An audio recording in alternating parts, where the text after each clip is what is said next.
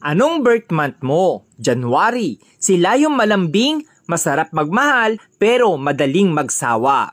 Habang nasayo pa, sulitin mo na. February. Sila yung super moody, madaling ma-inlove, madali ring makamove on. Sweet, ma-effort, lalo na pag mahal niya talaga.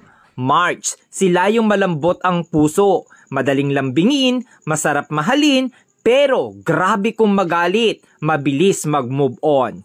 April, sila yung grabe magmahal, todo bigay, todo effort, tahimik pero mainitin ang ulo. Mahilig tumingin sa iba pero ikaw lang mahal niya. May, madaling mainis pero mabilis pasayahin. Maliit na effort mo, natutuwa na. Palaging may love life pero palaging niloloko.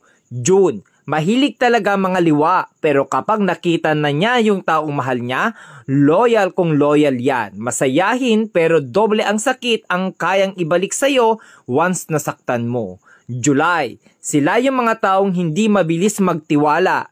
Handang masaktan, mapasaya ka lang. Slowly, iyakin, emotional, mahilig magtampo. August, joker, abnormal, pero may tinatagong problema. Masarap kasama, masayahin, hindi showy, sakto lang magmahal. September, stick to one. Loyal pero madalas lokohin kaya matigas ang puso. Masarap maglambing, mabait pero demonyo magalit. October, pag pinakita mong sa kanya ka lang at sayo lang din siya, pero pag niloko mo, mas maloko yan sayo. Mapang-asar pero siya yung napipikon. November, hindi mabilis magka-move on sa isang bagay. Marupok, madamdamin, umiiyak ng patago pero kakayanin. December, malibog, joker, mabait, loyal, di ka iiwan, sila rin yung ipaglalabang ka. Hindi sa kanila uso ang salitang suko na.